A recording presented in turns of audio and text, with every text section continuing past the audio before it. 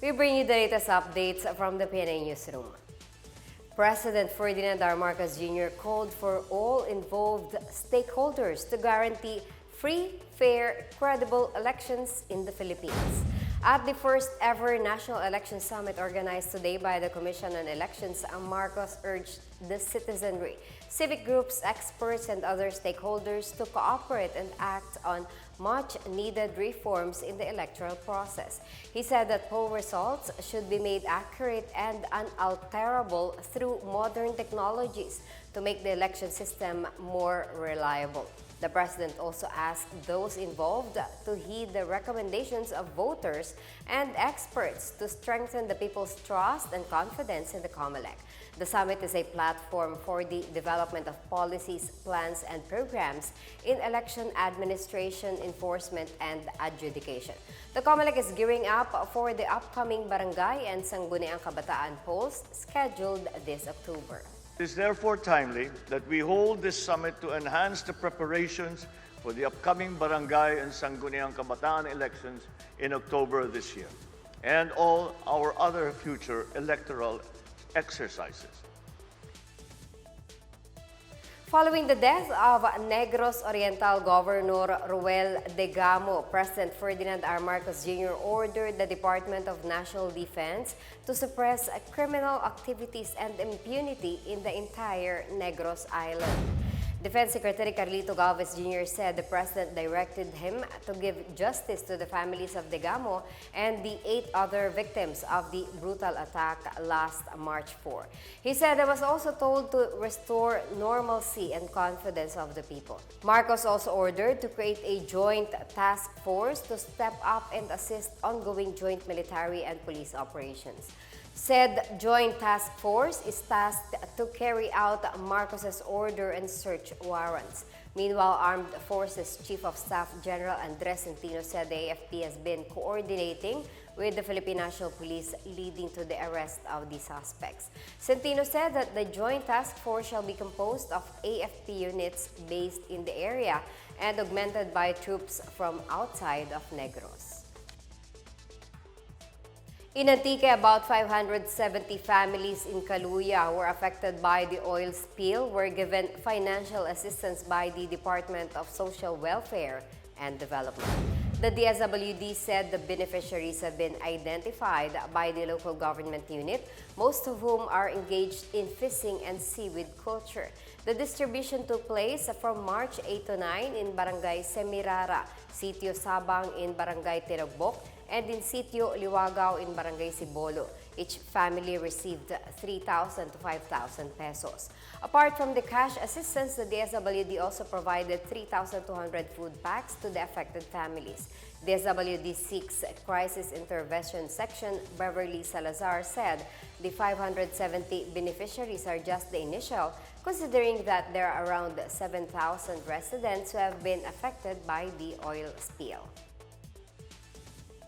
The Department of Public Works and Highways officially opened the multimillion bridge project in Tarlac in order to give commuters and drivers a better and faster road network.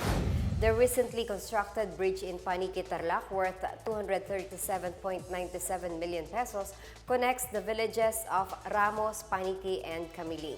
DPWH Central Luzon Director Roseler Tolentino said the bridge is expected to reduce the travel time and will improve local traffic in the area. Motorists going to Ramos can utilize the recently built parallel bridge, while those going to Camiling and San Clemente can use the current Cojuangco Bridge. As the country celebrates Women's Month, 2 hardworking teachers shared their inspiring journey towards achieving progress in their community in Occidental Mindoro. Stephanie Sevillano has a story. For many, en route to empowering milestones are reaching heights against all possible odds. But for some, it means leaving tasteful recognition to answer a deeper call.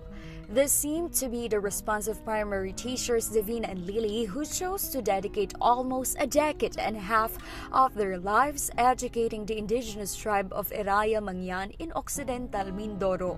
Nag-ALS po ako, tinuruan ko po yung mga elders Yun po talaga, nag 2 sessions ako. Binukod ko po yung mga elders and then yung mga young ones.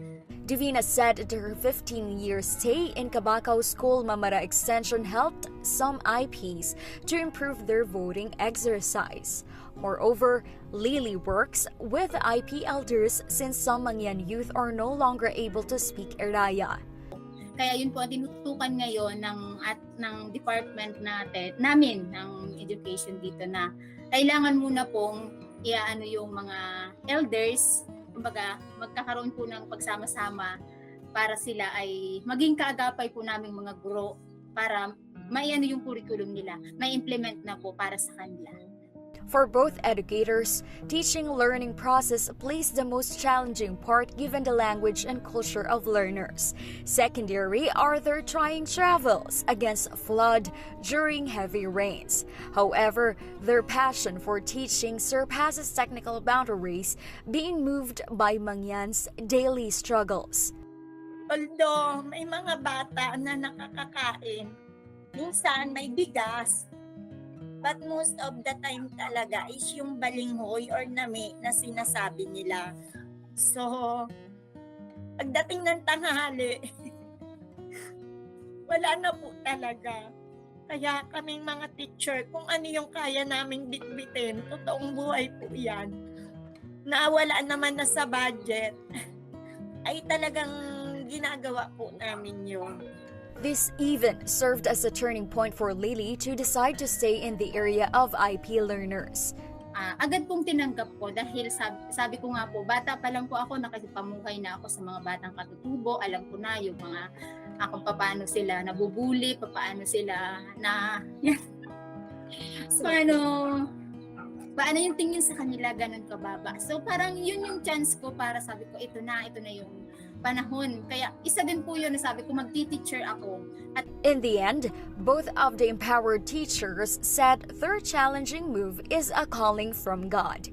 And for them, true fulfillment will come once IP learners reach their dreams or exercise a profession of their own.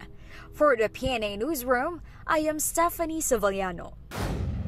And that's the latest and the biggest stories from the Pna Newsroom. For more news content, visit our webpage or head on to the Philippine News Agency's Facebook and Twitter accounts. We are also shown on the Facebook page of the Presidential Communications Office. I'm Marita Moaher with all stories that inspire change.